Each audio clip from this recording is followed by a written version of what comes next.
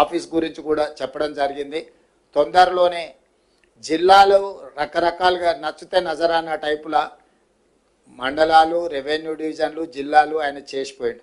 ఇప్పుడు జిల్లా ఒక నియోజకవర్గం ఉంది, ఒక జిల్లా 14 నియోజకవర్గాలు ఉన్నాయి. రకరకాలుగా ఇర్రేషనల్గా చేసిండు.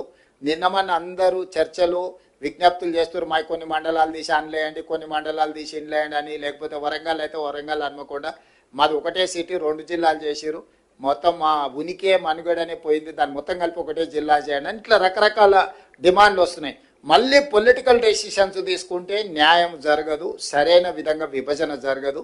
తొందరలోనే ఒక రిటైర్డ్ హైకోర్టు ఆర్ సుప్రీంకోర్టు జడ్జితో పాటు ఆఫీసర్స్, రెవెన్యూ, ఈ ఇతర శాఖలలో పనిచేసిన అధికారులతోని మనం ఒక కమిటీ వేసుకుందాం. నియోజకవర్గాల పునర్విభజన అంటే నియోజకవర్గాల పునర్విభజన ఎట్లయితే గతంలో చేసినప్పుడు ఒక కమిషన్ వేసి ఆ కమిషన్ ద్వారా పబ్లిక్ హియరింగ్ చేసి వివిధ ప్రాంతాల పర్యటన చేసి ఎట్లయితే సమాచారాన్ని సేకరించి చేసిండ్రో, ఈరోజు మండలాలు కానీ, రెవెన్యూ డివిజన్లు కానీ, జిల్లాలు కానీ వీటిని తగ్గించడం అనను, పెంచడం అనను, వీటిని రేషనలైజ్ చేయడం. అంటే వీటిని ఏ రకంగా చేయాలా, జిల్లాల మండలంలో ఎంత జనాభా ఉండాలి, రెవెన్యూ డివిజన్లో ఎంత జనాభా ఉండాలి, జిల్లాలో ఎంత జనాభా ఉండాలి అనేది ఒక ప్రాతిపదిక చేసుకోవాలి. ఒక దగ్గర 3 లక్షలు ఉండి ఒక దగ్గర 1 కోటి ఉండరు అనుకో, దీన్ని ఏ రకంగా మనము పరిపాలన చేయగలుగుతాం? ఇట్లాంటి సమస్యలు మా దృష్టికి వచ్చినాయి. తొందరలోనే దీనికి సంబంధించి రేపు బడ్జెట్ సమావేశాలలో పూర్తి స్థాయిలో చర్చ చేస్తాము. చేసి ఒక retired high court or supreme court judge నేతృత్వంలో ఒక కమిషన్ అపాయింట్ చేస్తాం. ఒక 6 నెలల్లో అన్ని ప్రాంతాలు పర్యటన చేసి ప్రజల డిమాండ్స్ తీసుకొని ఫస్ట్ మండలాలు రేషనలైజ్ కావాలి. ఇవాళ ఒక మండలం 1,50,000 జనాభా ఉంటే ఒక మండలం 4,000, 3-4 గ్రామాలు కలిసి కూడా మండలం చేసిపోయారు గతంలో. ఓ లీడర్ నచ్చితే ఆ లీడర్ ఊరినే దాని చుట్టూతో 2 ఎంపీటీసీలు కలిపి 3 కలిపి ఒక మండలం చేసింది. నేను అంతకుముందు ఎంపీగా ఉంటే మల్కాజ్గిరి పార్లమెంట్లో జిల్లా పరిషత్ మీటింగ్కి పోయి కూర్చున్నాం, అందరు కూర్చుని కింద చూస్తే ఎవరు లేరు. నేను సీఈఓని అడిగిన, మీటింగ్ స్టార్ట్ చేయాలి కదా, జడ్పీ జిల్లా పరిషత్ వీళ్ళంతా ఎక్కడ ఉన్నారని. వచ్చింది కదా సార్, అందరు వచ్చారు, స్టార్ట్. అందరు ఏడు ఉన్నారా అంటే ఒక ఆయన చైర్మన్, ఇంకొక ఆయన వైస్ చైర్మన్, ఇంకొక ఆయన ప్రతిపక్ష నాయకుడు, అందరు ఇక్కడనే ఉండరు. 5 మంది కలిపి జిల్లా పరిషత్. 5లో ఒక ఆయన నేను వస్తలేనని చెప్పి మిగతా 4 వచ్చి నా పక్కల్ని ఇటు కూర్చురు, కింద ముందలు ఎవరు లేరు, ఎవరి దిక్కు చూసి మాట్లాడాలి. అది కూడా ఒక జిల్లా పరిషత్ కింద చేసారు.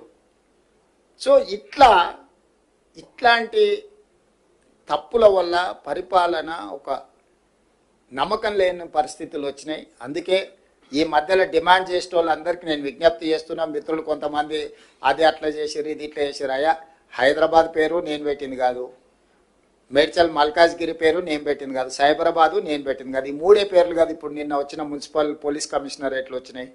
రంగారెడ్డి జిల్లా యాస్టీజ్ అంతకుముందే ఉంది, భువనగిరి అంతకుముందే ఉంది, సంగారెడ్డి అంతకుముందే ఉంది. వాటినే పోలీస్ కమిషనరేట్లు, ఏరియాలు, సరిహద్దులు అడ్జస్ట్మెంట్ చేసినాం. క్రైము, డెవలప్మెంటు, వీటన్నిటిని ఒక దృష్టిలో పెట్టుకొని ఉతగానే సికింద్రాబాద్ మీద కక్ష కట్టి సికింద్రాబాద్ను మొత్తం మాయం చేస్తున్నాను. అసలు సికింద్రాబాద్ పేరు ఉన్నదేడా, నేను తీసిందేడా? హైదరాబాద్, సికింద్రాబాద్ జంట నగరాలు హైదరాబాద్ మున్సిపల్ కార్పొరేషన్లో, గ్రేటర్ హైదరాబాద్ మున్సిపల్ కార్పొరేషన్లో యాస్టీస్గా ఉన్నాయి. హైదరాబాద్ డిస్టిక్లోనే సికింద్రాబాద్ ప్రాంతం కూడా ఉంది. నేనేం దాన్ని ముట్టుకోలేదు కదా.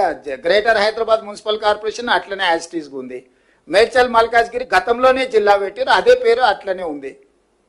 సైబరాబాద్ ఎప్పుడో పెట్టింది, అదే అట్లనే ఉంది. అంతకుముందు సైబరాబాద్ కమిషనరేట్ ఉంది. ఒకటి వాళ్ళకి కావాల్సిన రాచకొండ దొరల కోట పేరు పెడితే గదొక్కటి తీసినాయా? గదొక్కటి ఒకవేళ చేస్తే గీస్తే కన్నా కోటల పేర్లు మనకెందుకు, రాజుల పేర్లు మనకెందుకు కానీ సామాన్యుల పేర్లు ఉంటే బాగుంటుందని. రాచకొండ అనేది తెలుసు కదా, దేవరకొండ, రాచకొండ, పద్మనాయకుల కోటలు అవి. వారికి నచ్చినట్టు అవి పెట్టినట్టున్నాడు. అది ఇర్రేషనల్గా ఉంది అని చెప్పి భువనగిరి జిల్లా అని చేసినాం. రాచకొండను రంగారెడ్డి జిల్లాను ఫ్యూచర్ సిటీ కమిషనరేట్ చేసినాం. ఎందుకంటే మనం పెద్ద నగరమే కట్టుకోబోతున్నాం. కాబట్టి దయచేసి ఎలాంటి వివాదాలకు, అధికారుల మీద ఒత్తిడి తెచ్చే కార్యక్రమాలు పాల్పడకండి.